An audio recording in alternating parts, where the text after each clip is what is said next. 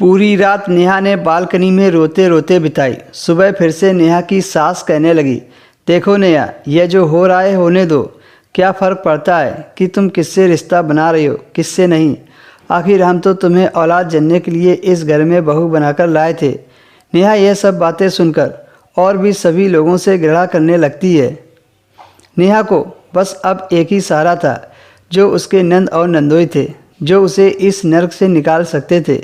लेकिन जब नेहा ने उसके मुंह से भी उसने यही बात सुनी तो उसके होश उड़ गए थे।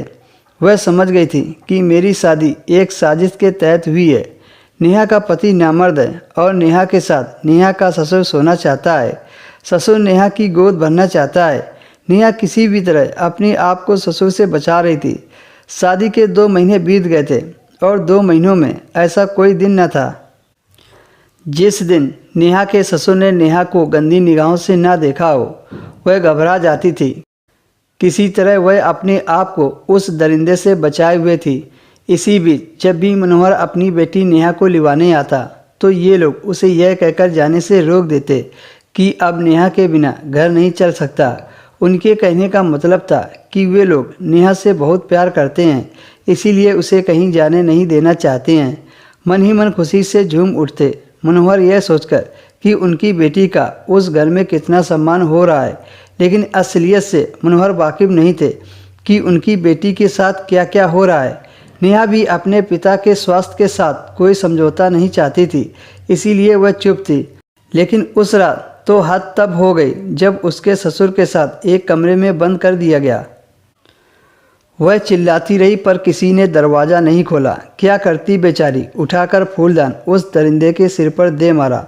और जब उसके चिल्लाने की आवाज़ सुनकर सब कमरे में आए तो नेहा उन लोगों की नज़रों से बचकर वहां से भाग गई।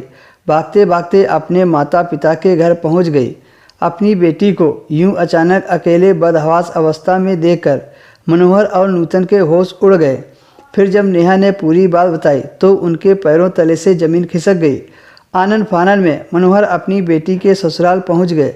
जब मनोहर ने उनसे अपनी बेटी के जुल्मों का हिसाब मांगा और कहा कि आप लोगों ने हमें क्यों धोखे में रखा, तो वह उल्टा ही कहने लगे, ऐसी कोई बात नहीं है, बल्कि आपने ही पागल बेटी को उनके बेटे के पल्ले बांध दिया है। धोखा तो मेरे साथ हुआ है। मनोहर तेज आवाज़ में बोला, अच्छा तो ठीक है, आप अपने बेटे की जांच कराएं कि वह नामर्द है या नहीं, और मैं भी अपनी बेटी की दिमागी जांच करवाता हूँ। फिर दूध का दूध पानी का पानी हो जाएगा। तुम लोग क्या समझ रहे हो, हम लोग चुप बैठ जाएंगे? नहीं, इस भ्रम में मत रहना। तुम सब ने अब तक हमारी शालीनता देखी है, पर अब मैं तुम्हें दिखाऊंगा कि मैं क्या कर सकता हूँ। अगर तुम लोग गलत हुए तो चाहे दुनिया की बड़ी से बड़ी अदालत तक क्यों ना जाना पड़े, तुम सबको जेल तो होगी ही। लेकिन तुम्हारे बाप को अगर मैंने फांसी न दिलवाई तो मेरा नाम मनोहर नहीं। मनोहर की बातें सुनकर सबके होश उड़ गए, क्योंकि झूठे व गुनहगार तो वह लोग थे। डर की वजह से उन्हें दिन में ही तारे नज़र आने लगे। क्या सोच रहे हो, रोको मनोहर को।